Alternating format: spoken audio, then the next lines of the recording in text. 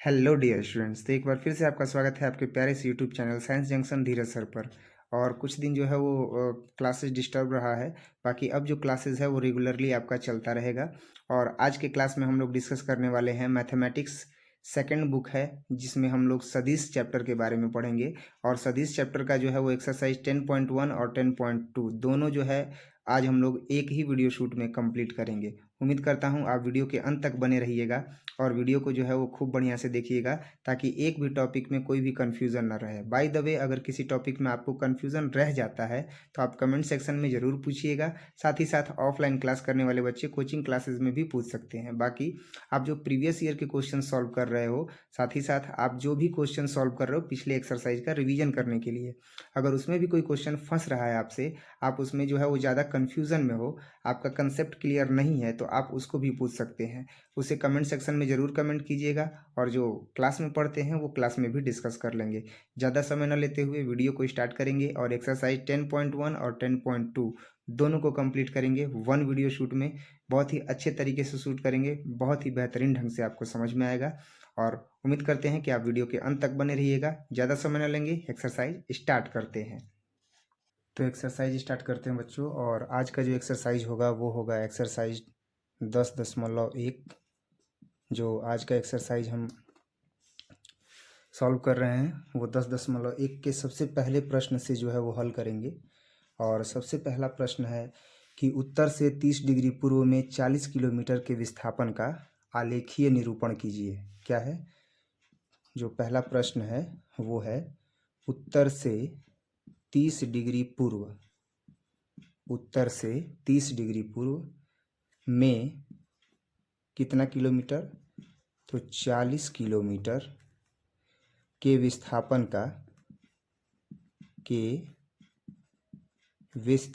का आलेखीय निरूपण कीजिए।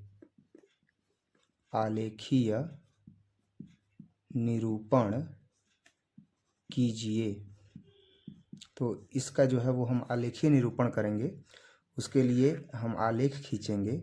तो एक तरफ जो है वो हम दिखाएंगे पूर्व दिशा, एक तरफ पश्चिम दिशा, एक तरफ उत्तर दिशा दिखाएंगे और एक तरफ दक्षिण दिशा दिखाएंगे। और कहाँ से करना है? तो उत्तर से पूर्व दिशा में कितना डिग्री कोण? 30 डिग्री कोण। तो उत्तर से पूर्व दिशा में 30 डिग्री का जो कोण बनेगा वो हम दिखाएंगे यहाँ से। इसका डायरेक्शन ये होगा और ये कितना डिग्री हो जाएगा? तो ये हम दिखाएंगे कि 30 डिग्री है और इसमें 40 किलोमीटर का विस्थापन चाहिए। तो ये मूल बिंदु मान लेंगे और यहाँ से ये कितने किलोमीटर का हो गया? तो ये हो गया 40 किलोमीटर का विस्थापन। तो ये था पहला क्वेश्चन। दूसरा जो क्वेश्चन है एक्सरसाइज 10.1 में वो है कि निम्नलिखित मापों को अदिश एवं सदिश के रूप में श्रेणीबद्ध कीजिए। तो अदिश और सदिश के रूप में श्रेणीबद्ध करना है तो हम सबसे पहले जो है वो एक कॉलम बनाएंगे अदिश का और जो दूसरा कॉलम बनाएंगे वो बनाएंगे सदिश का। ये क्वेश्चन मैं बता चुका हूँ क्लास में, लेकिन वीडियो कंप्लीट हो जिसमें सदिश का संपूर्ण हल हो, इसलिए इसको फिर से बता रहे हैं। आप लोग ये वीडियो स्किप करके आगे भी देख सकते हो जो ऑफलाइन क्लासेस में पढ़ रहे हैं स्टूडेंट। और बाकी जो नए स्टूडेंट हैं उनका रिवीजन हो जाएगा, जो यूट्यूब से पढ़ रहे हैं, ऑनलाइन पढ़ रहे हैं। तो उम्मीद करता हूँ कि उन लोगों के लिए ये मददगार साबित होगा। तो अदिश में जो है वो क्या होगा? तो सबसे पहले अदिश को डिफाइन करें तो अदिश क्या होता है? तो केवल और केवल जिसमें परिमाण होता है वो अदिश होता है, और जिसमें परिमाण और दिशा दोनों होता है वो क्या होता है? सदिश होता है। तो जो भी यहाँ पर दिया गया है क्वेश्चन नंबर 2 आप देखिए, एनसीईआरटी एक्सरसाइज 10.1 ट्वेल्थ क्लास में। तो आप उसमें देखिएगा तो अदिश में जो है वो जो भी दिया गया है उसमें से केवल वही लिखेंगे अदिश में जिसमें केवल और केवल परिमाण हो। जैसे 10 केजी, तो 10 केजी क्या है? तो 10 केजी जो है वो परिमाण है। इसके बाद जो है वो है 40 डिग्री, तो 40 डिग्री क्या है? परिमाण है। इसके बाद क्या है? तो इसके बाद है 40 वाट, तो 40 वाट भी क्या है? परिमाण है। और उसके बाद है 10 के पावर -19 कूलम्ब, ये भी क्या है? तो ये भी जो है वो परिमाण है। तो केवल और केवल जब परिमाण होगा तो वो कौन सी राशि हो जाएगी? वो राशि हो जाएगी अदिश। अब इसके बाद बात करते हैं सदिश राशि की। तो सदिश राशि में क्या आ जाएगा? भाई परिमाण है 2 मीटर, क्लियर है, लेकिन दिशा दे दिया ना। दिशा क्या दे दिया? उत्तर पश्चिम। दिशा क्या दे दिया? दिशा दे दिया उत्तर पश्चिम, तो ये क्या हो गया, ये सदिश राशि हो गया। इसके बाद है 20 मीटर प्रति सेकंड स्क्वायर। तो मीटर प्रति सेकंड स्क्वायर किसका मात्रक होता है, ये आपको भी पता है, 9th क्लास से आप पढ़ रहे हो। एक्सीलरेशन त्वरण का मात्रक होता है ना, तो इसलिए जो है ये सदिश राशि हो जाएगा, क्योंकि त्वरण में दिशा होता है और परिमाण तो दिया ही है, तो परिमाण और दिशा जब दोनों आ गया तो वो क्या बन गया, सदिश बन गया। क्लियर है। क्वेश्चन नंबर 2 भी जो है वो कंप्लीट हुआ। अब बात करते हैं क्वेश्चन नंबर 3 की। तो क्वेश्चन नंबर 3 में क्या है, क्वेश्चन नंबर 3 में निम्नलिखित को अदिश एवं सदिश राशियों के रूप में श्रेणीबद्ध कीजिए। तो इसके लिए भी क्या करेंगे कि इसके लिए एक तरफ कॉलम बनाएंगे अदिश राशि का और एक तरफ जो है वो कॉलम बनाएंगे सदिश राशि का। किसका बनाएंगे, एक तरफ अदिश और दूसरी तरफ जो कॉलम बनाएंगे वो बनाएंगे सदिश राशि का। तो 3rd नंबर क्वेश्चन में जो समय कालांश दिया है, समय कालांश का मतलब क्या होता है, घड़ी की सुई चल रही है और अगर मान लो कि सुई जो है वो रुक गई, 4 बजे सुई जो है वो रुक गई है या 4 बज गए हैं घड़ी में, उस समय जो डिग्री बना हुआ है तो वो क्या है, वो केवल और केवल परिमाण है, वही समय कालांश है। तो समय कालांश जो है वो क्या हो जाता है, तो समय कालांश जो है वो अदिश राशि हो जाता है, इसीलिए उसे हम नोट करेंगे किस में, तो अदिश में। तो ये हो जाएगा समय कालांश। इसके बाद क्या है, तो इसके बाद जो है वो दूरी, दूरी भी जो है वो क्या है, तो केवल और केवल परिमाण की व्याख्या करती है ना, तो दूरी भी क्या हो गई, अदिश राशि हो गई। इसके बाद क्या है, तो इसके बाद है कार्य, कार्य भी क्या है, तो अदिश राशि है, क्योंकि केवल और केवल परिमाण है। सदिश राशि की बात करेंगे तो सदिश राशि में बल आता है और साथ ही साथ वेग आता है, क्योंकि बल और वेग में परिमाण और दिशा दोनों है। अब इसके बाद क्वेश्चन नंबर 4 देखेंगे। तो क्वेश्चन नंबर 4 में स्टूडेंट्स आप देखोगे तो आपको यहाँ पर जो है वो दिखाई देगा क्या, तो एक फिगर जो है वो बनाया गया है बुक में इस प्रकार से, और जैसे फिगर है सेम टू सेम वैसे ही मैंने यहाँ पर फिगर को दिखा दिया है, और फिगर का प्रारूप सेम टू सेम आपके सामने है जैसा बुक में दिया गया है। और ये जो है वो वेक्टर डी दिखाया गया है, ये जो है वो वेक्टर बी दिखाया गया है, साथ ही साथ ये वेक्टर ए दिखाया गया है और ये वेक्टर सी दिखाया गया है। तो ऐसे सिचुएशंस में हमें सबसे पहला जो चुनना है वो चुनना है सह आदिम सदिश। क्या चुनना है, तो सह आदिम सदिश। तो सह आदिम सदिश में हम देखेंगे ऐसे सदिश को कि एक सदिश के वाड़ाग्र से दूसरा सदिश जो है वो प्रारंभ हो। तो यहाँ अगर देखा जाए तो एक सदिश यहाँ पर वेक्टर ए है और इसके वाड़ाग्र से एक दूसरा सदिश है, तो ये क्या हो गया, सह आदिम सदिश हो गया। तो ये हो जाएगा वेक्टर ए और वेक्टर बी। इसके बाद बात करते हैं समान सदिश की। दूसरा क्या हमें बताना है, तो दूसरा जो है वो हमें बताना है समान सदिश। समान सदिश क्या हो जाएगा, तो समान सदिश में अगर देखा जाए तो दिशा और परिमाण दोनों ही क्या होना चाहिए, समान होना चाहिए। तो वेक्टर डी की दिशा भी इसी ओर है और वेक्टर बी की भी दिशा इसी ओर है, तो बी और डी क्या हो जाएगा, समान सदिश हो जाएगा। यानी समान सदिश हो जाएगा वेक्टर बी और वेक्टर डी। इसके बाद बात करते हैं तीसरा। तीसरा क्या है, संरेख होना चाहिए परंतु असमान हो। क्या होना चाहिए, संरेख परंतु असमान। तो संरेख परंतु असमान होगा। तो ऐसी स्थिति में क्या होगा, तो संरेख होना चाहिए परंतु असमान होना चाहिए। तो ऐसी स्थिति में अगर हम देखें तो वेक्टर ए का जितना परिमाण है आप यहाँ देख सकते हो, वेक्टर सी का भी उतना ही परिमाण है, लेकिन इसकी दिशा अपोनेंट है, इसकी दिशा अपोजिट है।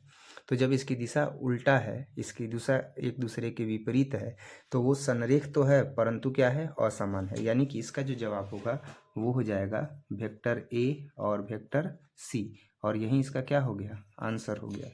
अब इसके बाद इस एक्सरसाइज का लास्ट क्वेश्चन है 5 नंबर। तो 5 नंबर को भी जो है वो हम देखेंगे 5 नंबर क्वेश्चन का सॉल्यूशन क्या होगा।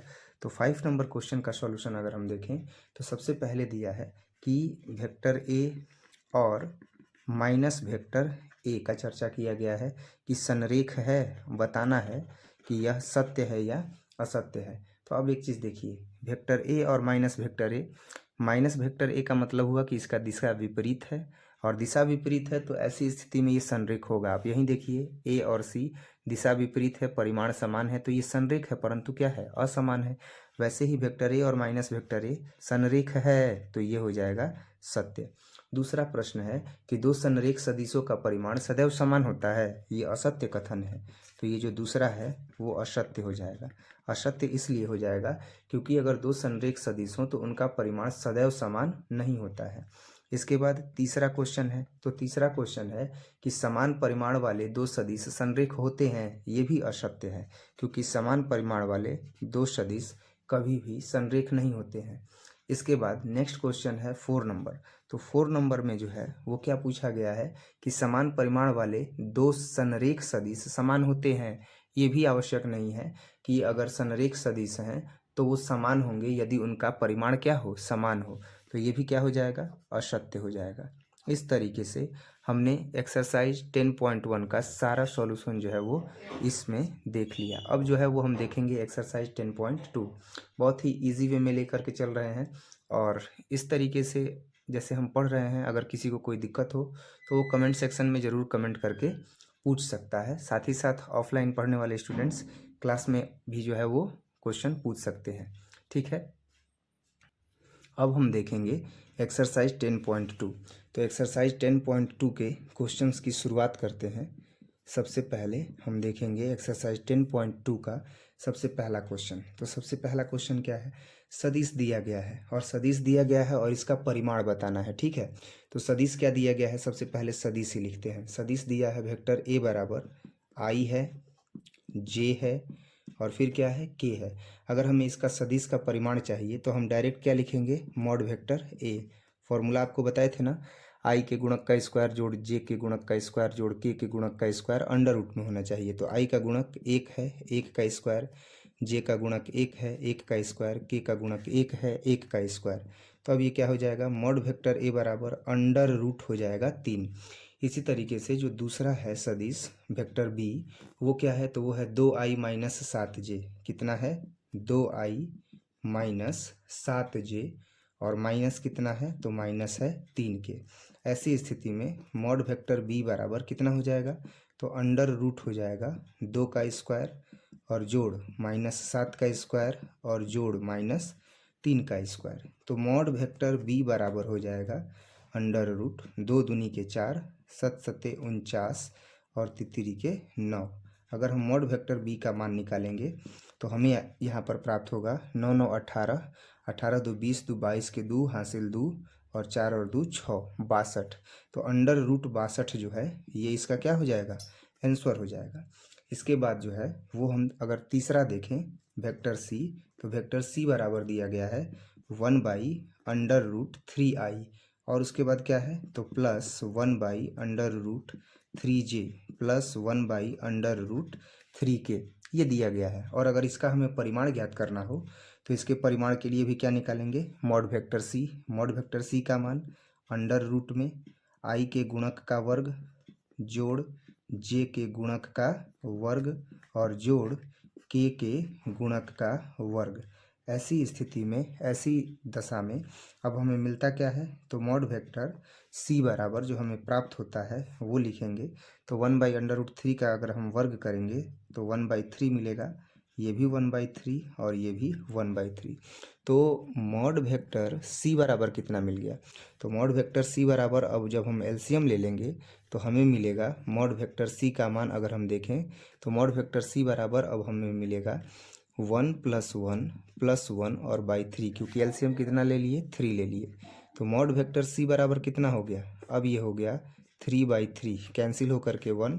तो mod vector C is equal to आ गया अंडर रूट 1 और मॉड वेक्टर सी का जो वैल्यू है वो आ गया 1।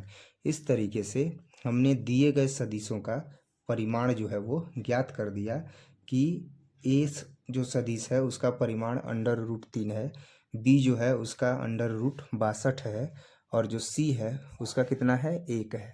ठीक है, अब इसके बाद जो है वो हम देखेंगे दूसरा प्रश्न। तो दूसरा प्रश्न है कि समान परिमाण वाले दो विभिन्न सदिश लिखिए।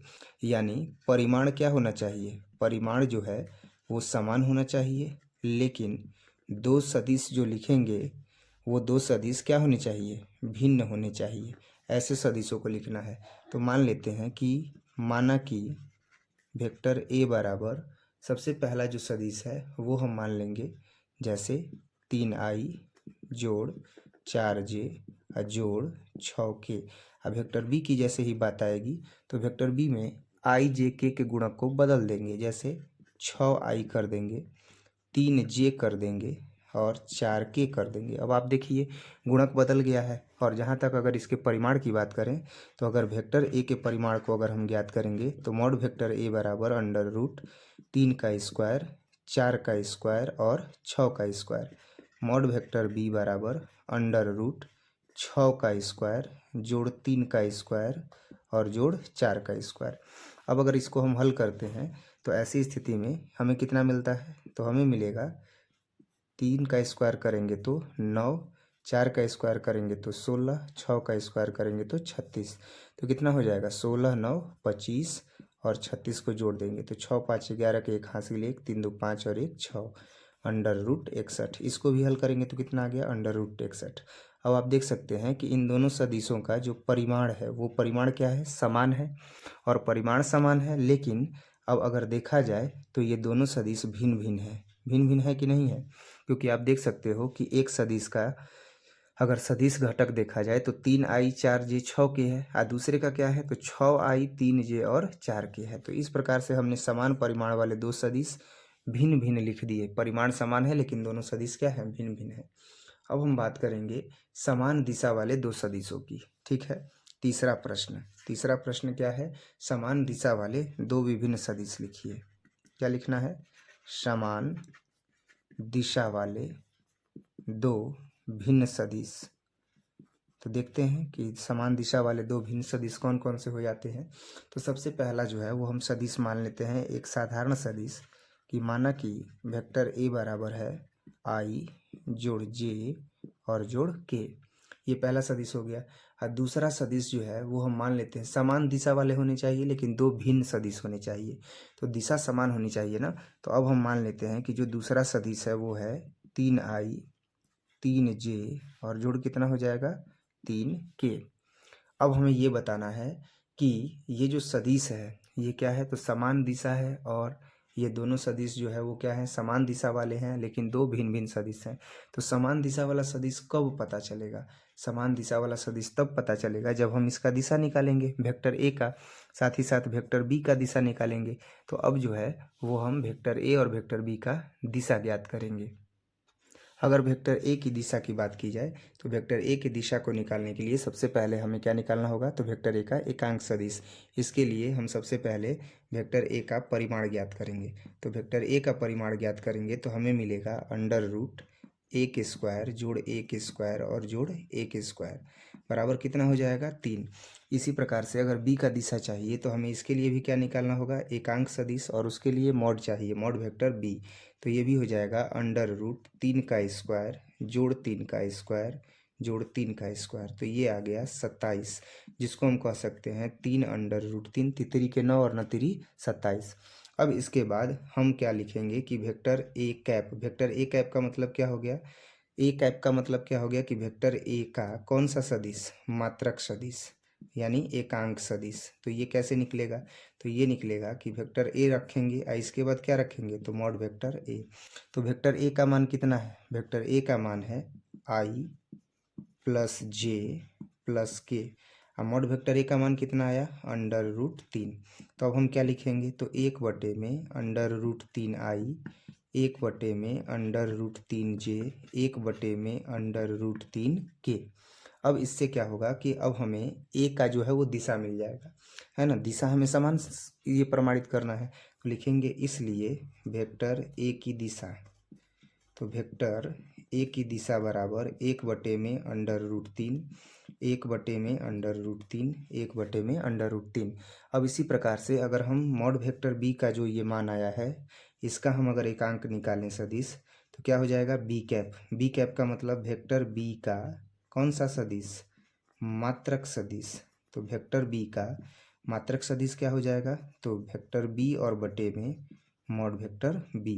अब इसका अगर हम मान निकालें तो वेक्टर बी का मान कितना है? तो वो है 3i 3j और फिर क्या है? 3k।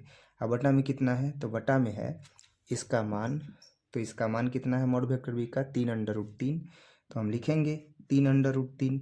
अब कितना हो जाएगा? तो 3/में अब कितना हो जाएगा, इसको हल करते हैं तो 3/3 आई कैप जोड़ 3/3 जे कैप 3/3 के कैप। तो ये 3 से 3 क्या हो जाएगा, कट जाएगा। तो ऐसी स्थिति में क्या मिलेगा, ऐसी स्थिति में जो हमें प्राप्त होगा वो प्राप्त होगा क्या, तो वो प्राप्त होगा 1/√3i अब प्लस 1/√3j अब प्लस फिर प्राप्त होगा 1/√3k। ठीक है। अब इस प्रकार से हमने जो है वो क्वेश्चन नंबर 3 का ये भी टर्म निकाल दिया कि b का जो है वो मान क्या होगा। तो b का जो है वो मात्रक सदिश का मान इतना आ गया। अब ये जो मान आया ये क्या है, दिक् कोसाइन है, तो लिखेंगे अतः वेक्टर b का दिक् कोसाइन। तो वेक्टर b का दिक् कोसाइन क्या हो जाएगा, तो वेक्टर b का दिक् कोसाइन हो जाएगा, फिर यही गुणक लिख देंगे 1/√3 1/√3 अब यहाँ भी कितना आया, तो a की जो दिशा आई यानी दिक् कोसाइन आया वो कितना आया 1/√3 b का भी यही आया। इसका मतलब कि दोनों की दिशा समान है लेकिन दोनों सदिश क्या है, भिन्न भिन्न है। एक तरफ सदिश है i j और k, एक तरफ है 3i 3j और 3k। तो यही चीज़ लिख देंगे कि दोनों सदिश जो है लिखेंगे अतः दोनों सदिश क्या है, तो अतः दोनों सदिश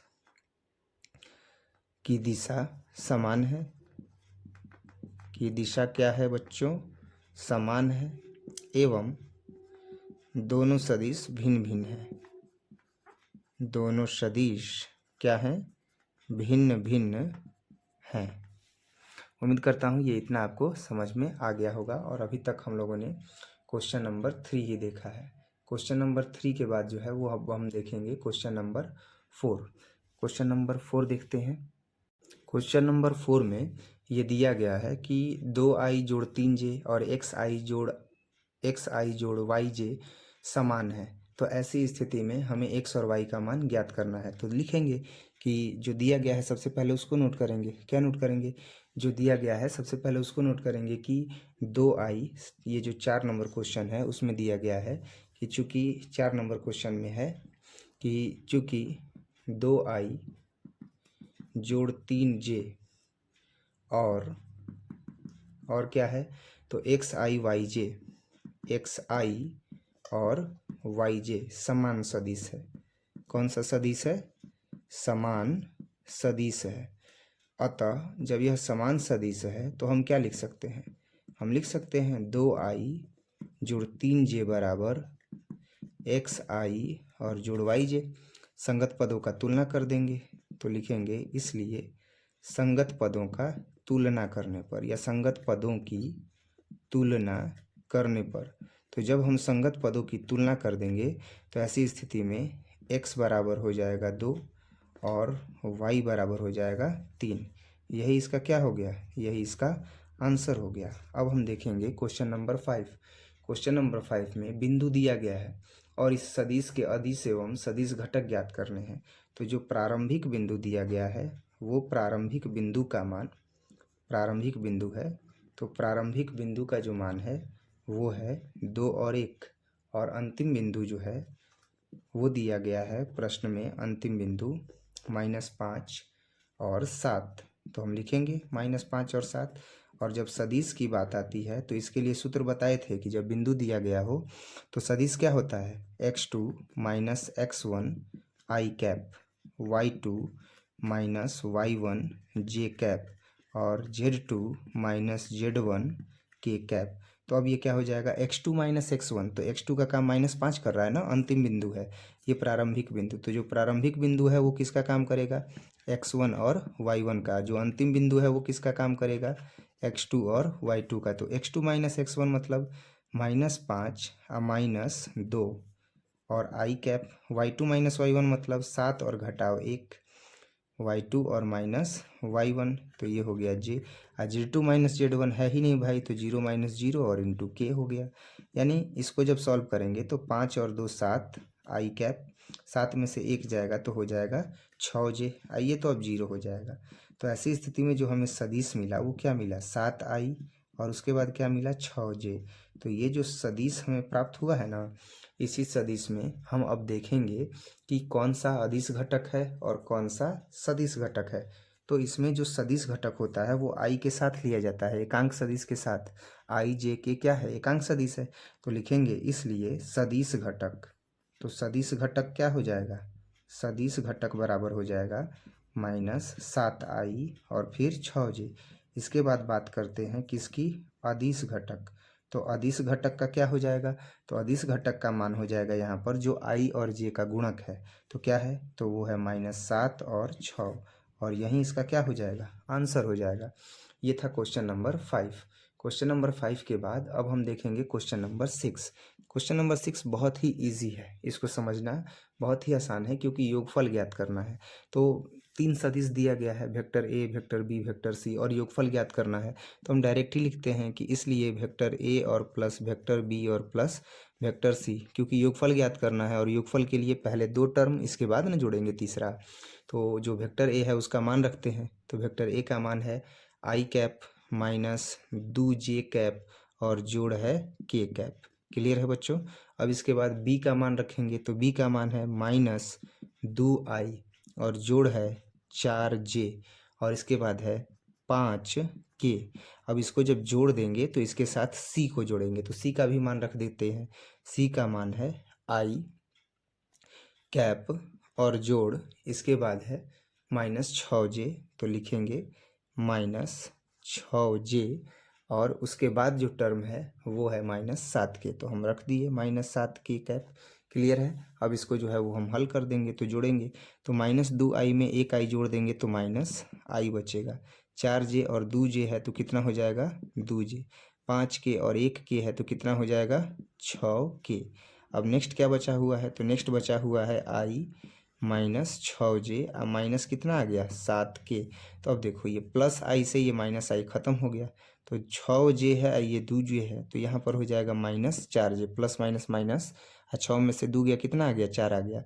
अब ये 7k है ये 6k है, 7 में से 6 जाएगा कितना आएगा 1k बचेगा, चिन्ह हो जाएगा माइनस। तो -4j और माइनस कितना आ गया k कैप आ गया। अब ये जो है वो क्वेश्चन नंबर 6 का आंसर हो जाएगा क्योंकि हमने योगफल यहाँ पर ज्ञात कर दिया है। अब क्वेश्चन नंबर 6 के बाद क्वेश्चन नंबर 7 देखेंगे। क्वेश्चन नंबर 7 में हमें एक सदिश दिया गया है और इसके अनुदिश मात्रक सदिश ज्ञात करना है। तो कौन सा सदिश दिया गया है, सदिश दिया गया है कि वेक्टर ए बराबर जो है वो है i और प्लस j और प्लस है 2k। अब इसका जो है वो हमें मात्रक सदिश ज्ञात करना है, इसी के अनुदिश मात्रक सदिश। तो मात्रक सदिश ज्ञात करने के लिए सबसे पहले इसका परिमाण ज्ञात करेंगे। तो 1 का स्क्वायर, 1 का स्क्वायर और 2 का स्क्वायर। तो ऐसी स्थिति में क्या हो जाएगा, ऐसी स्थिति में जब हम परिमाण ज्ञात कर लिए तो मान हमें मिला 2 दूनी के 4, 4 1 5, 5 और 1 6, 1 का वर्ग करेंगे तो वही ना होगा, तो आ गया 6। तो लिखेंगे इसलिए, अब हम क्या लिखेंगे, इसलिए किसका हम देखेंगे मात्रक सदिश, तो वेक्टर ए का। तो लिखेंगे इसलिए वेक्टर ए का मात्रक सदिश। तो वेक्टर ए का अगर हम मात्रक सदिश निकाल रहे हैं बच्चों, तो इसके लिए सूत्र क्या होता है, इसके लिए सूत्र होता है वेक्टर ए और बटे में कितना आ जाता है मॉड वेक्टर ए। तो वेक्टर ए का मान कितना है, वेक्टर ए का मान है i जोड़ j और जोड़ 2k। मॉड वेक्टर ए का मान कितना है, तो ये है √6। अब जब हम इसे अलग अलग करेंगे तो क्या हो जाएगा, तो 1/√6 i cap plus 1/√6 j cap, फिर आ जाएगा 2 और √6 k कैप। और इस प्रकार से हमने ये जो मान प्राप्त किया यहीं इसका क्या हो जाएगा, यहीं इसका आंसर हो जाएगा और यहीं इसका मात्रक सदिश हो जाएगा।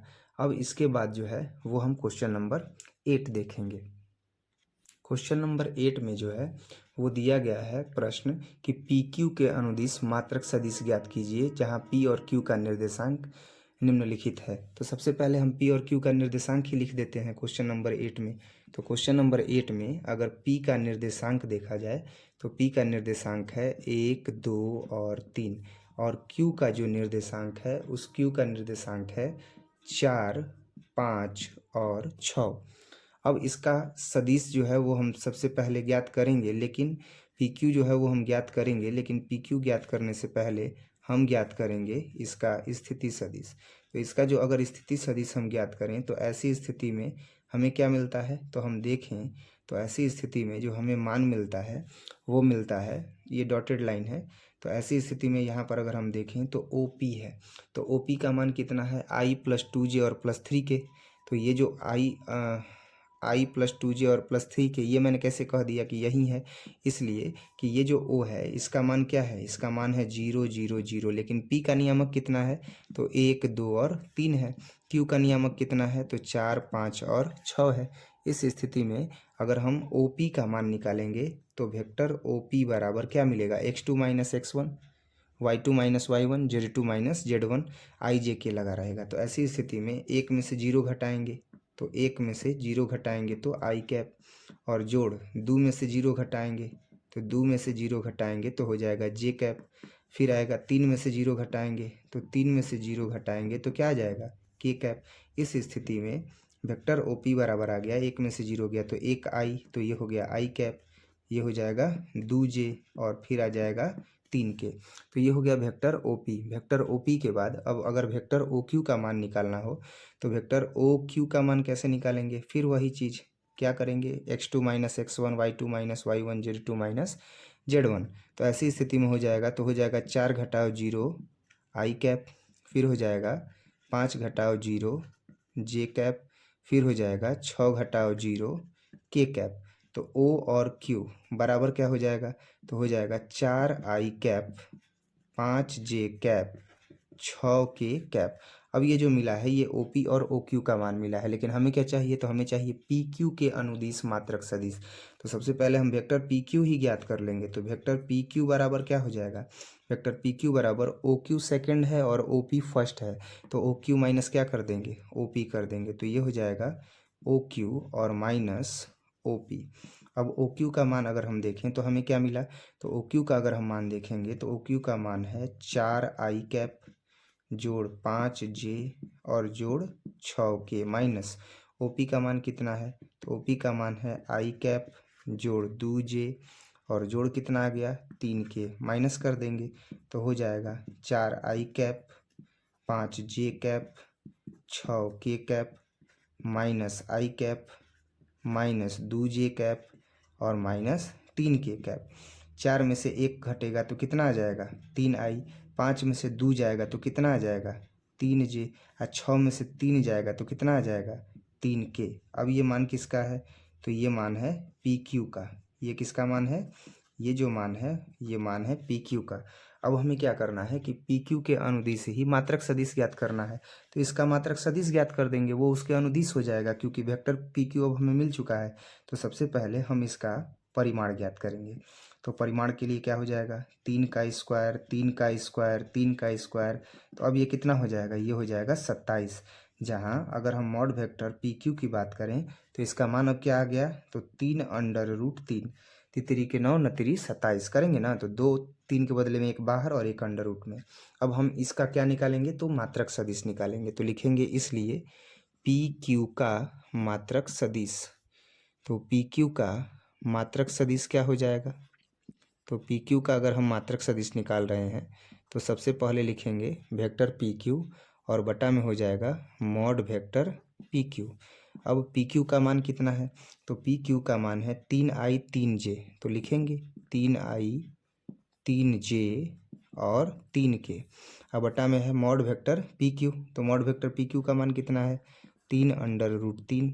तो हो जाएगा 3/3 आई कैप, 3/3 जे कैप, 3/3 के कैप। कट जाएगा, तो जब ये कट जाएगा तो क्या आ जाएगा, 1/3 आई कैप, 1/3 जे कैप, और उसके बाद जो है वो हमें मिलेगा 1/3 के कैप। और ये जो है वो मात्रक सदिश है। किसका किसका मात्रक सदिश है, तो किसी का नहीं, केवल और केवल PQ का है। तो लिखेंगे इसलिए PQ का मात्रक सदिश जो है वो क्या आ गया, PQ का मात्रक सदिश आ गया 1/3 आई जोड़ 1/3 जे और जोड़ 1/3 के। अब इसके बाद जो है वो हमें एक और जो है वो क्वेश्चन सॉल्व करना है, 9 नंबर क्वेश्चन, जो सेम टू सेम इसी के जैसा बनेगा। 9 नंबर क्वेश्चन में A और B दिया गया है और vector A plus vector B का जो है वो मात्रक सदिश ज्ञात करना है। Vector A plus vector B के अनुदिश मात्रक सदिश ज्ञात करना है। ऐसे क्वेश्चन के लिए सबसे पहले हम वेक्टर ए और प्लस वेक्टर बी ही ज्ञात कर लेते हैं। तो वेक्टर ए का जो मान है वो है 2i, फिर क्या है तो -j, उसके बाद क्या है तो 2k। क्लियर है। अब उसके बाद है वेक्टर बी, तो वेक्टर बी का मान क्या है तो -i है प्लस j है माइनस के है। तो प्लस में तो साइन बदलता नहीं है, लेकिन प्लस माइनस माइनस पहला टर्म है तो हो जाएगा प्लस माइनस माइनस आई कैप, फिर प्लस प्लस प्लस जे कैप और प्लस माइनस माइनस के कैप हो जाएगा। इस स्थिति में हमने दोनों सदिश रख दिया, तो 2i में से एक आई जाएगा तो आई कैप, जे है और ये जे है तो ये कट जाएगा, 2k में से एक के जाएगा तो कितना बचेगा के कैप बचेगा। अब ये जो मिला ये क्या मिला हमें तो आई प्लस जे जो मिला है ये मिला है वेक्टर ए और प्लस वेक्टर बी का मान। लेकिन इस वेक्टर ए और प्लस वेक्टर बी का जो मान मिला है इसका जब हम परिमाण निकालेंगे तो हमें परिमाण में आई और जे और के गुणक का वर्ग अंडर रूट में करना होगा। तो यहाँ तो आई है जे नहीं है, तो ये हो जाएगा आई के गुणक का वर्ग 1, जे के गुणक का वर्ग तो जे का गुणक है 0 और के गुणक का वर्ग तो 1। तो ये हो जाएगा अंडर रूट 1 और जोड़ 1 बराबर अंडर रूट 2। अब इस प्रकार से अगर हम देखें तो हमें मिल चुका है किसका मान, तो हमें मिल चुका है मॉड में वेक्टर ए और प्लस वेक्टर बी का मान यानी परिमाण मिल चुका है। अब हमें इसी के अनुदिश vector A plus vector B के अनुदिश मात्रक सदिश ज्ञात करना है। तो हम ज्ञात करेंगे, लिखेंगे इसलिए वेक्टर ए और प्लस वेक्टर बी के अनुदिश मात्रक सदिश। तो इसके अनुदिश मात्रक सदिश ज्ञात करने के लिए कुछ ज़्यादा चीज़ नहीं करना है, बस इसी सदिश के मान में उसके परिमाण से भाग दे देना है। तो मात्रक सदिश बराबर क्या हो जाएगा, तो अब जो मान आएगा वो क्या हो जाएगा तो वो हो जाएगा वेक्टर ए और प्लस वेक्टर बी अब बटा में मॉड वेक्टर ए और प्लस मॉड वेक्टर बी। तो अब यहाँ पर देखा जाए तो वेक्टर ए प्लस बी का मान कितना है आई और प्लस के है, तो आई और प्लस के कर दिए। अब इसके बाद इसके परिमाण से भाग तो अंडर रूट 2 हो जाएगा। तो जब अंडर रूट 2 हो गया तो ऐसी स्थिति में 1 में अंडर रूट 2 आई कैप और 1 में अंडर रूट 2 के कैप हो गया। और यही जो है इसका क्या हो जाएगा आंसर हो जाएगा। क्या हो गया तो 1 में अंडर रूट 2 आई कैप और 1 में अंडर रूट 2 के कैप, और यहीं इसका क्या हो जाएगा यहीं इसका आंसर हो जाएगा। यहीं वेक्टर ए और प्लस वेक्टर बी के अनुदिश मात्रक सदिश हो जाएगा। अब इसके बाद जो है वो हम देखेंगे क्वेश्चन नंबर 10। क्वेश्चन नंबर 10 जो है वो दिया गया है, क्वेश्चन नंबर 10 की चर्चा करेंगे। प्रश्न संख्या 10, तो प्रश्न संख्या 10 में एक सदिश दिया गया है और उसी के अनुदिश एक ऐसा सदिश ज्ञात करना है जिसका परिमाण 8 इकाई हो। तो अब आप खुद सोचिए, पहले एकांक सदिश ज्ञात कर लेंगे तो उसमें अगर 8 का गुणा कर देंगे तो वो सदिश मिल जाएगा कि नहीं मिल जाएगा। क्यों कह रहे हैं, क्योंकि जो हम इकाई सदिश निकाल रहे हैं मात्रक सदिश उसी को एकांक सदिश कहते हैं जिसका परिमाण 1 होता है। तो ऐसी स्थिति में अगर हम उसे हल करें तो वो इकाई सदिश प्राप्त हो जाएगा और उस इकाई सदिश में किसका गुणा कर देंगे, उस इकाई सदिश में 8 का गुणा कर देंगे, बस उसका परिमाण कितना हो जाएगा 8। क्योंकि इकाई सदिश का परिमाण कितना होता है 1 होता है। वही चीज़ यहाँ पर भी करेंगे। सदिश दिया गया है 5i और माइनस जे और प्लस कितना है तो 2k है। इसको हम मान लेंगे कि ये वेक्टर ए के बराबर है। अगर वेक्टर ए के बराबर है तो इसका अब हम सबसे पहले इकाई सदिश निकालेंगे और इकाई सदिश के लिए परिमाण, तो परिमाण क्या हो जाएगा 5 का स्क्वायर और जोड़ -1 का स्क्वायर और जोड़ 2 का स्क्वायर। तो अब कितना हो जाएगा तो हो जाएगा 25 और जोड़ 1 और जोड़ 4, तो 25 4 29, 29 और 1 30, तो अंडर रूट 30 आ गया। अब अगर हम इसका क्या निकालेंगे तो इसका जो है वो हम मात्रक सदिश निकालेंगे एकांक सदिश। तो लिखेंगे इसलिए वेक्टर ए का इकाई सदिश। इकाई सदिश का मतलब क्या हो गया, इकाई सदिश का मतलब कि जिसका परिमाण कितना है 1 है। तो इकाई सदिश के लिए हो जाएगा वेक्टर ए और बटे में मॉड वेक्टर ए। अब ये कितना मान है तो ये मान है 5i माइनस जे और जोड़ कितना हो गया 2k और मॉड वेक्टर ए का मान कितना हो गया तो अंडर रूट 30। तो ये हो जाएगा 5 बटे में अंडर रूट 30 माइनस 1 बटे में अंडर रूट 30 अब प्लस 2 बटे में अंडर रूट 30 और जो इसका आई जे के है वो लिखेंगे। तो ये हो जाएगा आई जे के। ये हो गया इसका इकाई सदिश। इकाई सदिश का परिमाण कितना होता है 1 होता है, लेकिन हमें क्या चाहिए 8 परिमाण वाला चाहिए इकाई सदिश। तो 8 परिमाण वाला चाहिए तो लिखेंगे कि इसलिए ऐसा सदिश जिसका परिमाण 8 हो, या लिखेंगे 8 परिमाण वाला सदिश, 8 परिमाण वाला सदिश। तो 8 परिमाण वाला सदिश क्या हो जाएगा? तो 8 परिमाण वाला सदिश हो जाएगा 8 से इस इकाई सदिश में गुणा कर देंगे, इकाई सदिश जिसका परिमाण 1 है। तो ऐसी स्थिति में हो जाएगा 5 बटे में अंडर रूट 30i, 1 बटे में अंडर रूट 30j और 2 बटे में अंडर रूट 30k। अब ये क्या हो जाएगा? तो 8 बचे 40 बटे में अंडर रूट 30i और ये हो जाएगा 8 बटे में अंडर रूट 30j और 8 दूनी के 16 अंडर रूट 30k हो जाएगा। और इस आधार पर हमने 8 परिमाण वाला जो है वो सदिश भी ज्ञात कर दिया और यहीं इसका क्या हो जाएगा? आंसर हो जाएगा। अब इसके बाद जो है वो हम देखेंगे 11 नंबर प्रश्न। तो 11 नंबर प्रश्न भी जो है वो बहुत ही आसान है, क्योंकि पूछा गया है कि 2i माइनस 3j और जोड़ 4k और एक दूसरा सदिश है जिसका मान है -4i, फिर क्या है? तो 6j और उसके बाद है -8k। क्लियर है? -8k दोनों संरेख हैं या नहीं है। तो अब संरेख है या नहीं है ये कैसे पता चलेगा? तो सबसे पहले हम वेक्टर b को देखते हैं। इसको हम b मानेंगे और इसको हम a मानेंगे। इसको हम मानेंगे क्या? माना कि वेक्टर a बराबर 2i माइनस 3j और 4k। अब वेक्टर b बराबर कितना है? तो वेक्टर b बराबर है -4i जोड़ 6j और -8k। तो वेक्टर b बराबर कितना हो जाएगा? वेक्टर b बराबर अगर हम -2 को कॉमन कर दें तो 2 दूनी के 4i, अब minus minus plus 2 3i 6j, minus plus minus 2 चौके 8k। तो अब ये वेक्टर b बराबर कितना हो जाएगा? तो -2। ये मान किसका है? तो ये मान है वेक्टर a का। तो ये हो जाएगा वेक्टर a। तो b बराबर -2 वेक्टर a आ गया। तो अब इससे क्या पता चलता है कि ये दोनों सदिश क्या है? तो ये दोनों सदिश परस्पर संरेख है। तो लिखेंगे कि अतः, क्यों ये दोनों सदिश परस्पर संरेख है? क्योंकि वेक्टर a बराबर लेमडा इंटू वेक्टर b के फॉर्मेट में ये आ गया है और लेमडा जहाँ पर अचर होता है यहाँ पर है ही। तो इस स्थिति में हम लिखेंगे कि अतः वेक्टर a और वेक्टर b संरेख है। अतः वेक्टर a और वेक्टर b क्या है? संरेख है। अब हम बात करेंगे 12 नंबर क्वेश्चन की, 12 नंबर प्रश्न की। 12 नंबर प्रश्न में जो है वो दिक् कोसाइन ज्ञात करना है।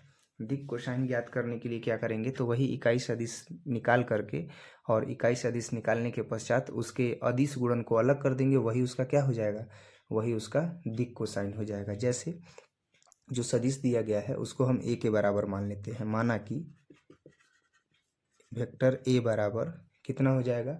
तो i plus 2j plus 3k, i plus 2j और प्लस 3k। तो ये हो जाएगा मॉड वेक्टर a बराबर अंडर रूट 1 स्क्वायर जोड़ 2 स्क्वायर और जोड़ 3 का स्क्वायर। तो मॉड वेक्टर a बराबर हो जाएगा अंडर रूट 1 जोड़ 4 और जोड़ 9 बराबर 9 4 13 और 1 14। तो ये आ गया। अब इसके बाद जो है वो हम क्या निकालेंगे? तो इकाई सदिश। तो लिखेंगे इसलिए वेक्टर a का कौन सा सदिश? इकाई सदिश। तो अब इसका इकाई सदिश निकालेंगे तो क्या हो जाएगा? वेक्टर a बटे में मॉड वेक्टर a। तो वेक्टर a का मान कितना है? i है, 2j है और कितना है? 3k है। मॉड वेक्टर a का मान कितना है? तो अंडर रूट 14 है। अलग अलग अगर कर देंगे तो 1 बटे में अंडर रूट 14 आई कैप, 2 बटे में अंडर रूट 14 जे कैप और 3 बटे में अंडर रूट 14 के कैप। अब जैसे ही ये मान मिल गया तो अब हमें क्या चाहिए? तो हमें ये तो इकाई सदिश मिला है ना, लेकिन हमें चाहिए दिक् कोसाइन। किसका दिक् कोसाइन? तो ये जो सदिश दिया गया है इस सदिश का दिक् कोसाइन। तो लिखेंगे इसलिए वेक्टर a का दिक् कोसाइन। इसलिए वेक्टर a का क्या चाहिए? तो वेक्टर a का चाहिए दिक् कोसाइन।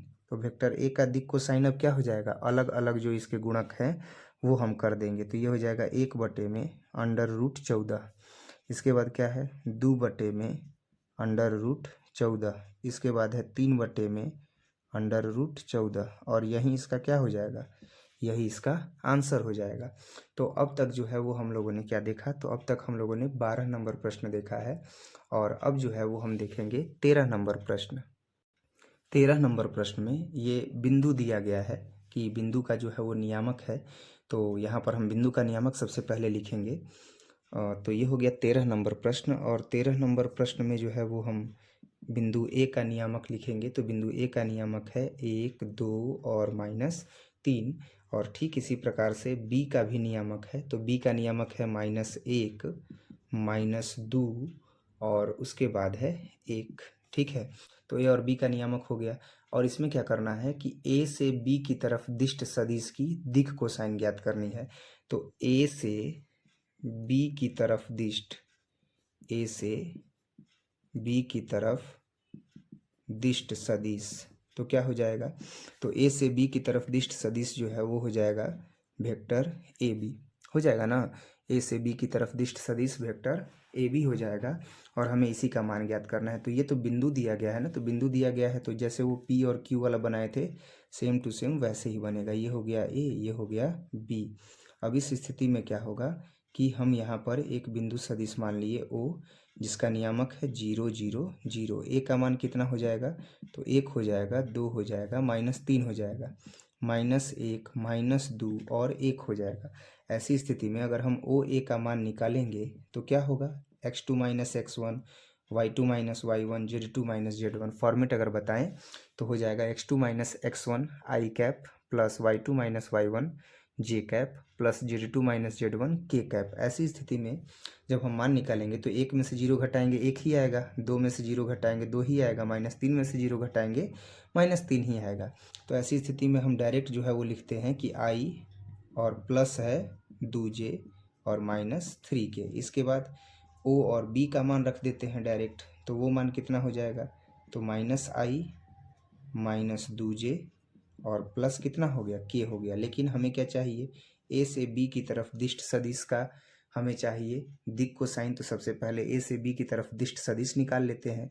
तो a से b की तरफ जो दिष्ट सदिश है वो क्या है, वो है वेक्टर ए बी। तो अब इसका मान क्या हो जाएगा, इसका मान हो जाएगा a से b की तरफ दिष्ट सदिश है तो इसका मान हो जाएगा ओ बी माइनस ओ ए। तो हम लिखेंगे वेक्टर ओ बी और माइनस वेक्टर ओ ए। तो ओ बी का मान कितना है, ओ बी का मान है -i -2j और जोड़ के माइनस ओ ए का मान कितना है, तो i जोड़ 2j और -3k।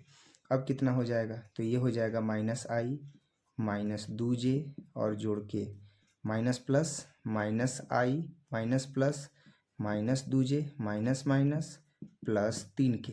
अब क्या हो जाएगा, तो i और i को जोड़ेंगे तो ये हो जाएगा -2i, 2j और 2j को जोड़ेंगे तो ये हो जाएगा 4j, 3k और 1k को जोड़ेंगे तो ये हो जाएगा 4k। अभी हमें क्या मिला, तो हमें a से b की तरफ दिष्ट सदिश का परिमाण मान मिल गया। अब हम इसका परिमाण ज्ञात करेंगे और तब इसका जो है वो हम एकांक सदिश ज्ञात कर पाएंगे। और एकांक सदिश में जो पद आएगा उसमें जो i j k का गुणक होगा वही इसका क्या कहलाएगा, दिक् कोसाइन कहलाएगा। तो सबसे पहले अब इसका परिमाण, तो मॉड वेक्टर ए बी निकालेंगे तो वो मान हो जाएगा -2 का स्क्वायर -4 का स्क्वायर और फिर हो जाएगा 4 का स्क्वायर, जिसका मान कितना हो जाएगा, तो 4 चौके 16, 4 चौके 16 और 4, तो 16 16 32, 32 और 4 36, तो ये हो जाएगा √36। तो इससे पता चलता है कि मॉड वेक्टर ए बी का मान कितना आ गया, 6 आ गया। क्लियर है। लेकिन ये जो मॉड वेक्टर ए बी का मान 6 आया, हमें वेक्टर ए बी का यानी ए से बी की तरफ दिष्ट सदिश का इकाई सदिश ज्ञात करना है, एकांक सदिश ज्ञात करना है, तब दिक् कोसाइन मिलेगा। तो लिखेंगे इसलिए वेक्टर ए बी का मात्रक सदिश, तो वेक्टर ए बी का जो मात्रक सदिश होगा वो क्या होगा, तो वो होगा वेक्टर ए बी और बटे में मॉड वेक्टर ए बी। तो वेक्टर ए बी का मान कितना है, वेक्टर ए बी का जो मान है वो है -2i -4j अब प्लस 4k। अब बटा में कितना है, तो मॉड वेक्टर ए बी का मान है 6, तो ये हो जाएगा -2 बटे में 6 i कैप -4 बटे में 6 j कैप 4 बटे में 6 k कैप। तो तो ये हो जाएगा 2 एकम 2, 2 तिहाई 6, 2 दूनी के 4, 2 तिहाई 6, 2 दूनी के 4, 2 तिहाई 6, तो हो जाएगा बराबर -1/3 आई कैप -2/3 जे कैप और 2/3 के कैप। क्लियर है। तो ये जो अभी हम पद देख रहे हैं ये पद किसका है, तो ये वेक्टर ए बी का मात्रक सदिश है। लेकिन हमें इस पद से कोई लेना देना नहीं है क्योंकि हमें क्या चाहिए, दिक् कोसाइन और ए से बी की तरफ दिष्ट सदिश का। तो लिखेंगे इसलिए वेक्टर ए से इसलिए ए से बी की तरफ दिष्ट सदिश। तो कौन सा सदिश हो गया दिष्ट सदिश, वेक्टर ए बी ना। तो वेक्टर ए बी का हमें क्या चाहिए, तो वेक्टर ए बी का हमें दिक् कोसाइन चाहिए। तो हम लिखेंगे वेक्टर ए बी का दिक् कोसाइन बराबर कितना हो जाएगा, तो 1/3। उसके बाद कितना हो जाएगा, तो -2/3। उसके बाद कितना हो जाएगा, तो 2/3 और यहीं इसका क्या हो जाएगा, आंसर हो जाएगा। क्लियर है। ये था 13 नंबर प्रश्न। अब इसके बाद जो है वो 14 नंबर प्रश्न है। 14 नंबर प्रश्न को भी अगर हम सॉल्व करना चाहें तो आसानी से इस स्पेस में जो है वो सॉल्व कर सकते हैं। थोड़ा सा आप जो है वो माइंड कंसंट्रेट कीजिएगा, क्वेश्चन आपको वेल तरीके से समझ में आएगा। जैसे जो क्वेश्चन दिया है उसको हमने मान लिया कि वेक्टर ए है और वेक्टर ए बराबर है आई प्लस जे और प्लस है के। अब ये जो क्वेश्चन अभी दिया गया है इस क्वेश्चन को अब हम सबसे पहले ये दिखाएंगे कि ये ओ एक्स ओ वाई और ओ जेड अक्ष के साथ समान रूप से झुका हुआ है। तो ये हो गया ओ एक्स, यहाँ पर ओ है तो ये हो गया एक्स, ये हो गया वाई और ये हो गया जेड। समान रूप से झुका हुआ है, मान लेते हैं एक अल्फ़ा है, एक एक जो है वो बीटा है और दूसरा जो है वो क्या है, गामा है। अल्फ़ा बीटा गामा मान लिए। ऐसी स्थिति में जो सदिश दिया है, अब सबसे पहले हम इसका एकांक सदिश ज्ञात करेंगे। एकांक सदिश ज्ञात करके उसका जो गुणांक होगा वो इसका दिक् कोसाइन हो जाएगा। दिक् कोसाइन से इसका मान निकाल लेंगे। अगर मान एक जैसा आता है थीटा का, यानी अल्फ़ा बीटा गामा का अगर एक जैसा मान आता है तब तो ये क्या है, बराबर झुका हुआ है। अगर नहीं आता है तो बराबर झुका हुआ नहीं है। तो सबसे पहले हम निकालेंगे मॉड वेक्टर ए, जिसका मान हो जाएगा 1 का स्क्वायर 1 का स्क्वायर 1 का स्क्वायर। तो मॉड वेक्टर ए बराबर हो जाएगा √3। अब इसके बाद जो है हम लिखेंगे इसका एकांक सदिश। तो लिखेंगे वेक्टर ए का एकांक सदिश, वेक्टर ए का एकांक सदिश तो हो जाएगा वेक्टर ए बटे में मॉड वेक्टर ए। तो वेक्टर ए का मान कितना है, वेक्टर ए का मान है आई जोड़ जे और जोड़ के। इसका मान कितना है, तो √3। तो अब ये कितना हो जाएगा, 1 बटे में √3 आई जोड़ 1 बटे में √3 जे और जोड़ 1 बटे में √3 के। अब ये जो मिला हुआ है हमें एकांक सदिश, इस एकांक सदिश में 1/√3 1/√3 1/√3 क्या है, दिक् कोसाइन है। तो दिक् कोसाइन है तो लिखेंगे कि इसलिए वेक्टर ए का दिक् कोसाइन, वेक्टर ए का अब हमें क्या चाहिए, तो वेक्टर ए का हमें चाहिए दिक् कोसाइन। तो वो क्या है, तो वो है 1 बटे में √3 1 बटे में √3। यही ना है जी, क्या है दिक् कोसाइन। तो दिक् कोसाइन जो है इसका अब हमें मिल गया कि 1 बटे में √3 1 बटे में √3 और 1 बटे में √3 है। अब ये जो मान अभी हमें मिला है यही दिक् कोसाइन हो जाएगा। तो लिखेंगे इसलिए कॉस अल्फ़ा बराबर 1 बटे में √3, कॉस बीटा बराबर 1 बटे में √3 और कॉस गामा बराबर भी कितना आ गया, 1 बटे में √3। अगर अल्फ़ा का मान निकालेंगे तो क्या आएगा, तो जब हम अल्फ़ा का मान निकालेंगे तो ऐसी स्थिति में हमें मिलेगा कॉस इन्वर्स 1 बटे में √3। बीटा का मान क्या मिलेगा, बीटा का मान मिलेगा कॉस इन्वर्स 1 बटे में √3। इसके बाद गामा का मान क्या मिलेगा, तो गामा का मान मिलेगा कॉस इन्वर्स 1 बटे में √3। तो अब अल्फ़ा बीटा गामा सबका मान क्या है, एक ही ना आया है, कितना आया है, तो 1 बटा में √3 आया है।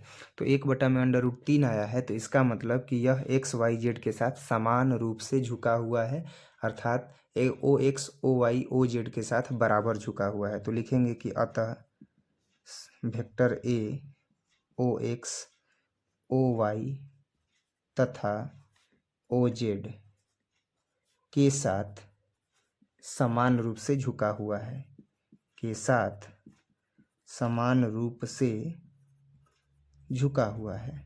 क्यों झुका हुआ है? क्योंकि कोण का मान सबका क्या आ गया है? समान आ गया है।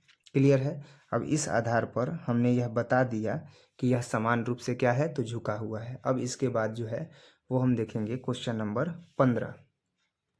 तो 15 नंबर क्वेश्चन में जो है वो दिया गया है दो बिंदु, और बिंदु का जो है वो नियामक के रूप में न दे करके सदिश के रूप में दिया गया है। जैसे 15 नंबर क्वेश्चन अगर हम देखें तो 15 नंबर क्वेश्चन में जो है वो दिया गया है पी। पी क्या दिया गया है? तो वेक्टर पी न दे करके केवल बिंदु पी दिया गया है।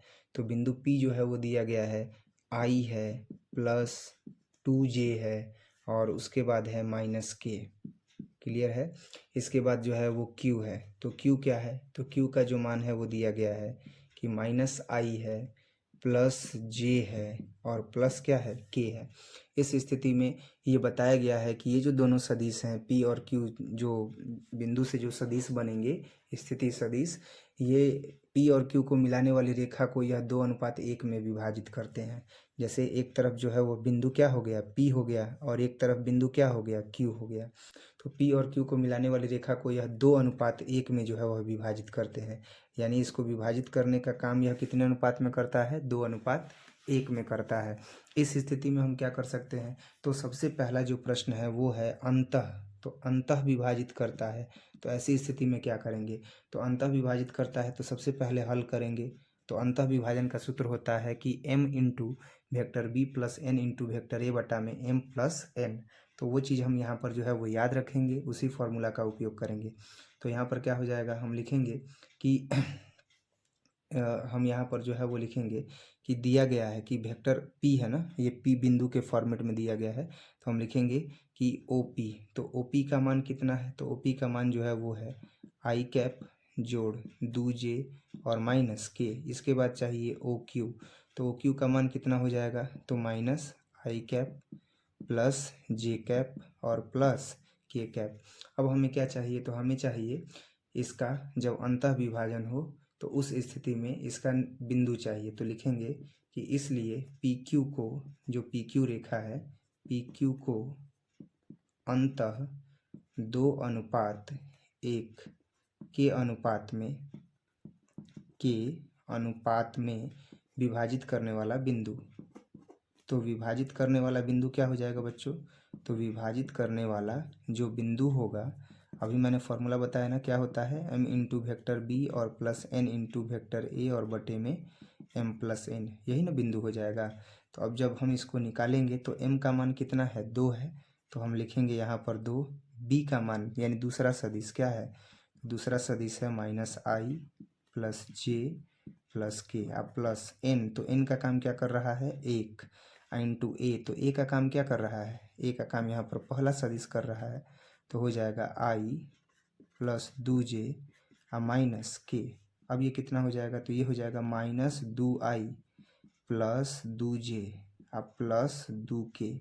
इसको 1 से गुणा कर देंगे तो हो जाएगा आई जोड़ 2j और माइनस के। लेकिन इसके बटा में कितना है? तो इसके बटा में है m प्लस n यानी 2 जोड़ 1। तो इसके भी बटा में कितना आ जाएगा? 2 और जोड़ 1। अब 2i है और 1i है तो ये कितना हो जाएगा? माइनस आई। 2j है 2j है तो ये कितना हो जाएगा? 4j। 2k है और k है तो ये कितना हो जाएगा? k। अब बटे में कितना आ गया? 3। तो इस प्रकार से अगर हम इसे अलग अलग करें तो इसका जो है वो हम क्या निकाल सकते हैं? इसका हम स्थिति सदिश निकाल सकते हैं। जैसे अब ये हो जाएगा माइनस 1/3 आई कैप, 4/3 जे कैप और 1/3 के कैप। और इस प्रकार से हमने इसका जो है वो स्थिति सदिश निकाल लिया जब क्या होता हो? अंतः विभाजन होता हो।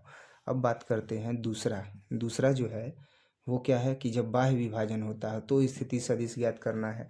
तो बाह्य विभाजन जब होता है तो सूत्र क्या होता है? सूत्र होता है बाह्य विभाजन के लिए कि m into vector B minus n into vector A बटे में m माइनस n। तो वही चीज़ यहाँ पर फॉलो करेंगे, लिखेंगे कि PQ को 2:1 के अनुपात में बाह्य विभाजन करता है। तो लिखेंगे 2:1 के अनुपात में क्या करता है? बाह्य विभाजन करता है। अनुपात में बाह्य विभाजन करता है। तो जब यह बाह्य विभाजन करता है तो इस स्थिति में सूत्र क्या हो जाएगा, m into vector B minus n into vector A और बटे में m और प्लस n। तो m इंटू वेक्टर बी है तो m का काम तो 2 कर रहा है तो 2 लिख देंगे। अब वेक्टर b का काम क्या कर रहा है, तो माइनस आई, तो लिखेंगे माइनस आई प्लस जे और प्लस के हो जाएगा। इसके बाद क्या है, तो n का काम जो है वो 1 कर रहा है। अब वेक्टर a का काम तो आई जोड़ 2j और उसके बाद क्या है, तो उसके बाद है माइनस के। अब बटे में कितना हो जाएगा, तो m प्लस एन यानी 2 और m माइनस एन, जी बाह्य विभाजन हो रहा है ना, तो बाह्य विभाजन में क्या हो जाएगा, m और माइनस एन यानी 2 और घटाव 1 हो जाएगा। अब इसको हल कर देंगे तो ये हो जाएगा minus 2i cap plus 2j cap और plus 2k cap. Minus plus minus I minus plus minus J और माइनस माइनस प्लस के।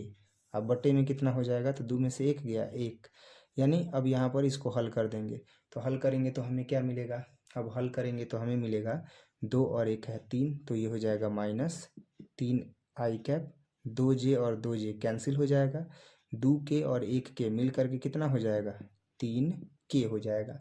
तो ये जो अभी मिला ना माइनस 3i और जोड़ 3k, यही इसका क्या हो जाएगा, आंसर हो जाएगा जब बाह्य विभाजन होता हो तब। अब इसके बाद 15 नंबर क्वेश्चन के बाद जो है वो हम देखेंगे 16 नंबर क्वेश्चन। 16 नंबर क्वेश्चन में जो है वो कुछ खास नहीं है, क्योंकि 16 नंबर प्रश्न में बिंदु दिया गया है और मिलाने वाले सदिश का मध्य बिंदु ज्ञात करना है। तो दोनों सदिश निकाल करके और उसको जोड़ के 2 से भाग दे देंगे, वही मध्य बिंदु हो जाएगा। ये बताए भी थे कि अगर वेक्टर ए और वेक्टर बी 2 सदिश हों तो ऐसी स्थिति में वेक्टर ए और वेक्टर बी दोनों को जोड़ करके जब 2 से भाग दे देते हैं तब जो है वो हमें क्या मिलता है, उसका मध्य बिंदु मिलता है। तो अब यहाँ पर आप खुद देखिए कि ए का जो है वो नियामक दिया हुआ है 2 3 4 दिया है ना। अब इसके बाद जो है वह बी का नियामक दिया है, कितना दिया है, 4 1 माइनस 2, तो लिखेंगे 4 1 माइनस 2। इस स्थिति में अगर हम वेक्टर ए न निकाल करके ओ ए निकालें, क्योंकि स्थिति सदिश हो जाएगा ना, फिर से फिगर बना देते हैं, अगर आप भूल गए हो तो याद रखना है। यहाँ पर जो है वो क्या हो जाएगा, यहाँ पर हो जाएगा ओ जिसका नियामक क्या होगा 0 0 0, और ये हो जाएगा ए, ये हो जाएगा बी। क्लियर है, और ये डॉटेड लाइन रहेगा, है ना। अब जो है वो हम ओ ए का मान अगर रखें तो डायरेक्ट हो जाएगा, अब यहाँ पर 2i जोड़ 3j और जोड़ 4k। इसके बाद अगर ओ बी का मान रखेंगे तो ओ बी का मान कितना हो जाएगा, 4i और जोड़ j माइनस 2k हो जाएगा। इस स्थिति में क्या होगा, अब इसका जब हम दोनों सदिश निकाल लिए तो अब इसका मध्य बिंदु निकालेंगे, तो लिखेंगे इसलिए वेक्टर OP तथा OQ को मिलाने वाले सदिश का मध्य बिंदु, लिखेंगे वेक्टर OA और OB, एक को मान लिए A और एक को मान लिए B यहाँ पर। तो अब हम लिखेंगे इसलिए वेक्टर OA तथा वेक्टर OB को मिलाने वाले सदिश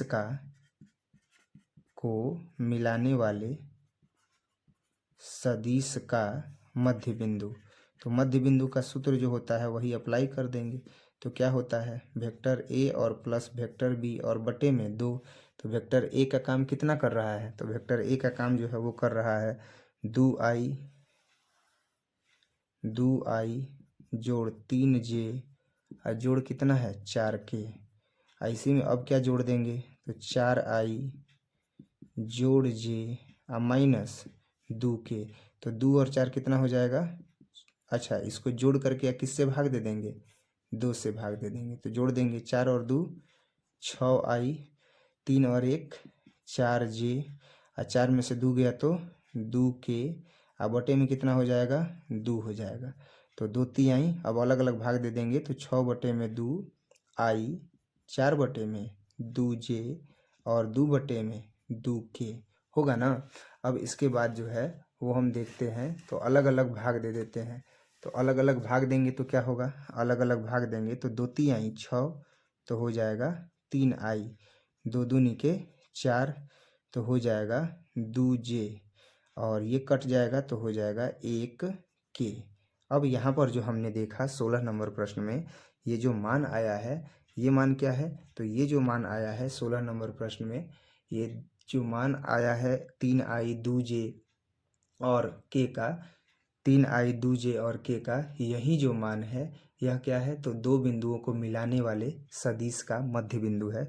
यही जो है वो क्या है, तो यही जो है वो मध्य बिंदु है। ये जो मिला हुआ है यही दो सदिशों को, वेक्टर ए और वेक्टर बी को मिलाने वाले सदिश का जो है यही क्या है, यही जो है वो मध्य बिंदु है। और मध्य बिंदु हमने यहाँ पर ज्ञात कर दिया। ये था क्वेश्चन नंबर 16। अब जो है वो हम देखेंगे क्वेश्चन नंबर 17। तो अब जो है वो 17 नंबर प्रश्न देखेंगे। तो 17 नंबर प्रश्न में जो है वो दिया गया है कि बिंदु है, त्रिभुज का शीर्ष है, और दिया गया है कि दर्शाइए कि ए बी और सी जिनके स्थिति सदिश क्रमशः दिया गया है वो लिखते हैं, एक समकोण त्रिभुज के शीर्षों का निर्माण करते हैं। यानी कि ए का जो स्थिति सदिश है वो दिया है कि वेक्टर ए बराबर जो है वो है 3i माइनस 4j और माइनस 4k, ये इसका स्थिति सदिश है। इसके बाद वेक्टर बी है, तो वेक्टर बी का स्थिति सदिश क्या है, तो वेक्टर बी का जो स्थिति सदिश है वो है 2i माइनस j और प्लस है k। इसके बाद वेक्टर सी है, ये सी का स्थिति सदिश है जिसका मान है i cap minus 3j cap और माइनस 5k कैप। ये जो है वो स्थिति सदिश है। और ऐसी स्थिति में हमें क्या करना है कि त्रिभुज के शीर्षों को, ये दिया गया है त्रिभुज के शीर्ष का स्थिति सदिश, हमें साबित करना है कि ये समकोण त्रिभुज के शीर्ष का निर्माण करते हैं। तो समकोण त्रिभुज के शीर्ष का निर्माण करते हैं तो पहले भुजा ज्ञात कर लें तीनों, और भुजा जैसे ही ज्ञात हो जाएगा और भुजा का मान कर्ण स्क्वायर बराबर लंब स्क्वायर जोड़ आधार स्क्वायर को अगर सत्यापित करता है तो यह समकोण त्रिभुज का स्थिति सदिश है। समकोण त्रिभुज के ए बी सी का स्थिति सदिश है, अन्यथा यह नहीं है। तो अब हम क्या करेंगे, सबसे पहले हम वेक्टर ए बी निकालेंगे। तो अब बताइए वेक्टर ए बी कैसे निकलेगा, क्योंकि ये तीनों के तीनों क्या है, ये तीनों के तीनों है स्थिति सदिश, यानी मूल बिंदु से यह निकला हुआ सदिश है, जहाँ पर x2 का काम जो है वो 3 कर रहा था और x1 का काम 0, x2 का काम -4 कर रहा था और y2 का काम -4 कर रहा था और y1 का काम 0, z2 का काम -4 कर रहा था और z1 का काम 0, तब जा कर के ये मिला हुआ है स्थिति सदिश, ये अलग अलग मिला हुआ है।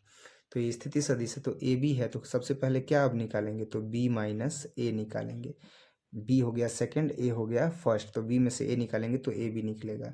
तो ये हो जाएगा वेक्टर ए बी बराबर b का मान कितना है, तो b का मान है 2i माइनस j और जोड़ k माइनस a का मान कितना है, तो a का मान है 3i माइनस 4j और माइनस 4k। तो वेक्टर ए बी बराबर अब कितना हो जाएगा, अब हो जाएगा 2i माइनस जे और जोड़ के minus 3i minus minus plus 4j और माइनस माइनस प्लस 4k।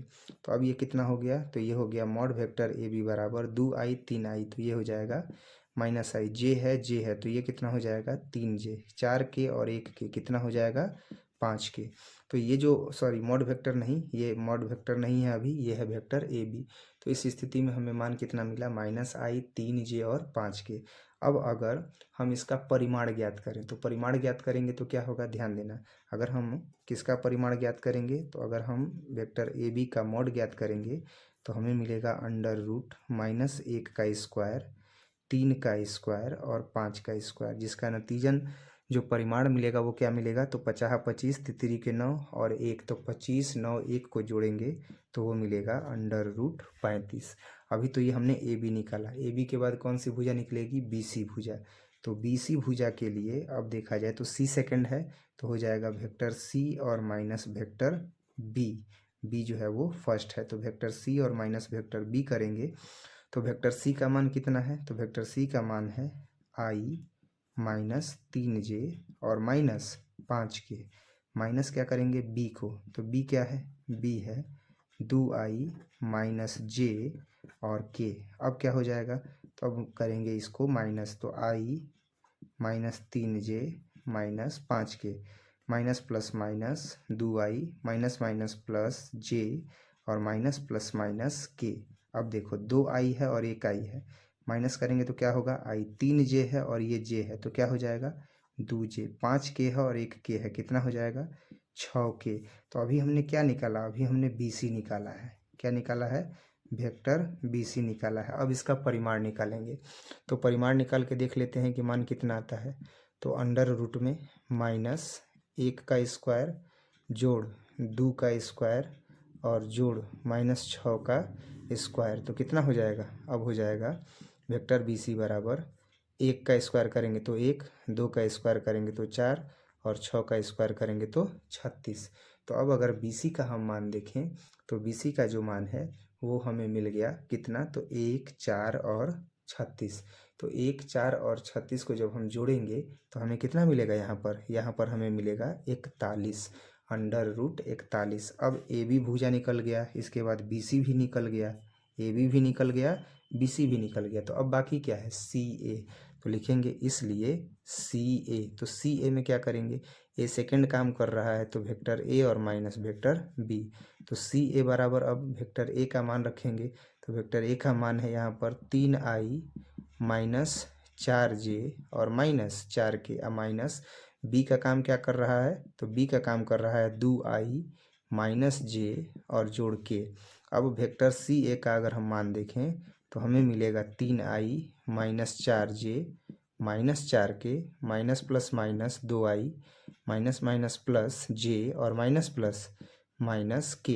तो CA बराबर कितना हो जाएगा, CA बराबर 3i में से 2i जाएगा तो 1i बचेगा, 4j में से 1j जाएगा तो 3j बचेगा, 4k में से 1k जाएगा तो क्या बचेगा, 5k बचेगा।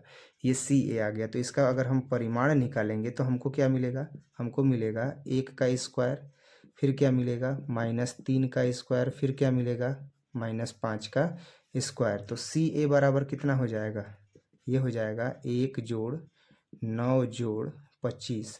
तो 25, 5 30, 4 34 और 1 35। तो इसका मान कितना हो गया, CA का जो मान है अगर हम इसका परिमाण निकालेंगे तो वो आएगा 35। कैसे, आप देख सकते हो इसका जो है वो मान आया है इसका मान आया है CA का मान आया है। A और माइनस C करेंगे तो A का मान कितना है, 3i है, इसके बाद है -4j और उसके बाद है -4k। माइनस करेंगे तो अब किसका मान रखेंगे, अब जो है वो A है और उसके बाद जो है वो यहीं पर मिस्टेक हुआ है, आप देख सकते हो यहाँ पर CA है तो A और माइनस B करेंगे कि A और माइनस क्या करेंगे, C करेंगे। तो C का मान क्या है, C का मान है i minus 3j minus 5k। तो यही रखेंगे तो ये हो जाएगा i माइनस 3j और उसके बाद है -5k। तो जब ये मान रखेंगे तो सारा मान का चिन्ह बदल जाएगा, तो ये हो जाएगा minus minus plus 3j minus minus plus 5k। अब इसको जब हम सॉल्व करेंगे तो हमें क्या मिलेगा, हमें मिलेगा 3i और 1i गया तो मिलेगा 2i, 4j और 3j तो हमें मिलेगा j, 4k है और 5k है तो हमें मिलेगा k। अब इस अवस्था में अगर जब हम इसका परिमाण निकालेंगे तो परिमाण का मान कितना मिल जाएगा, तो परिमाण का मान अगर देखें तो हो जाएगा 2 का स्क्वायर माइनस 1 का स्क्वायर और 1, तो 2 दूनी के 4, 1 और 1, यानी यहाँ पर जो है वो CA का मान कितना आ गया, तो अंडर रूट 6 आ गया। अब देखो, अब देखने से ही लग रहा है कि 35, 5 40 और 1 41 हो जाएगा और ये तो 41 है, यानी अगर हम मॉड BC का स्क्वायर कर दें तो ये किसके बराबर हो जाएगा, तो ये बराबर हो जाएगा मॉड वेक्टर AB का स्क्वायर और जोड़ मॉड वेक्टर CA का स्क्वायर। तो BC का स्क्वायर कितना है, अंडर रूट 41 है, तो ये हो जाएगा अंडर रूट 41 का स्क्वायर। तो अंडर रूट 41 का स्क्वायर हो गया। इसके बाद क्या चाहिए, इसके बाद चाहिए अंडर रूट 35 का स्क्वायर और अंडर रूट 6 का स्क्वायर। तो ये हो जाएगा 35 और जोड़ 6 और ये हो जाएगा 41। स्क्वायर करेंगे तो बाहर आ जाएगा, तो 41 बराबर कितना आ गया, 41 आ गया। इसका मतलब कि यह कर्ण स्क्वायर बराबर लंब स्क्वायर और जोड़ आधार स्क्वायर पर है। तो अतः जो ABC दिया गया है वो क्या है, तो ABC जो है वह समकोण त्रिभुज का शीर्ष है। तो लिखेंगे कि अतः AB तथा वेक्टर C समकोण त्रिभुज का शीर्ष है, समकोण त्रिभुज का क्या है, शीर्ष है। और इस आधार पर हमने इसको पूरा कंप्लीट कर दिया, प्रमाणित कर दिया और यहीं यहाँ पर प्रूव्ड भी हो गया कि समकोण त्रिभुज का यह शीर्ष है। 17 नंबर के बाद जो है वो अब हम देखेंगे 18 नंबर प्रश्न। तो 18 नंबर प्रश्न जो है वो ऑप्शनल है। 18 नंबर प्रश्न को जो है वो हम ऑप्शन वे में ही जो है सॉल्व करेंगे। 18 नंबर प्रश्न में दिया है कि त्रिभुज ABC के लिए निम्नलिखित में से कौन सा कथन सही नहीं है। तो त्रिभुज ABC के लिए सबसे पहले जो त्रिभुज नियम है वो लिखेंगे। तो लिखेंगे कि चूँकि हम जानते हैं कि त्रिभुज नियम से क्या होता है। तो त्रिभुज नियम से अगर हम देखें तो vector AB plus vector BC बराबर क्या होता है, तो CA होता है। हम इसको क्या लिख सकते हैं, हम इसको लिख सकते हैं vector AB plus vector BC बराबर माइनस वेक्टर AC। और ये जब इधर आएगा तो ये क्या हो जाएगा, तो ये हो जाएगा vector AB plus vector BC। अब आप देखिए इसका चिन्ह जो है वो बदल गया, क्योंकि A जो सेकंड था उसको मैंने फर्स्ट पॉइंट बना दिया और C जो फर्स्ट पॉइंट था उसको मैंने सेकंड पॉइंट बना दिया। ये जब इधर आएगा तो हो जाएगा प्लस वेक्टर AC बराबर 0।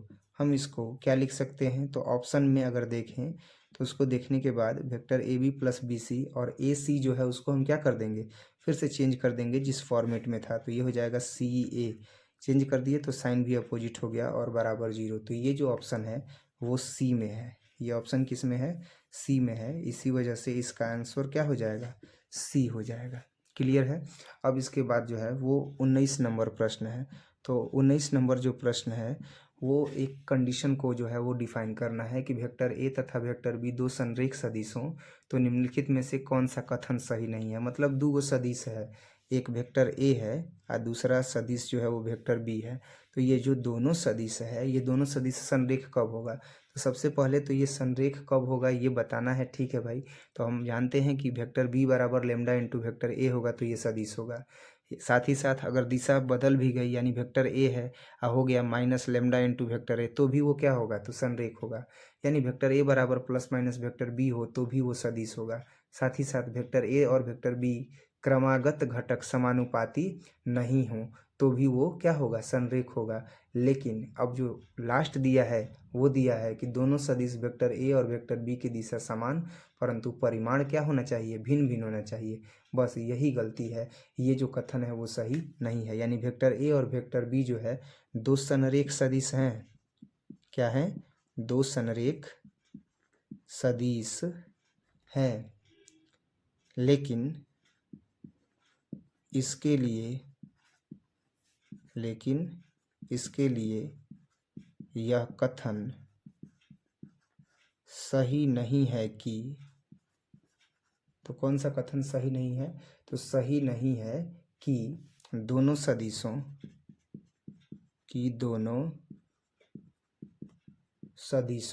वेक्टर A और वेक्टर B की दिशा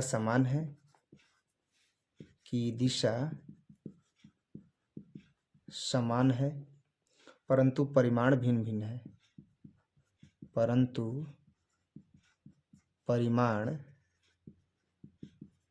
भिन्न है, है।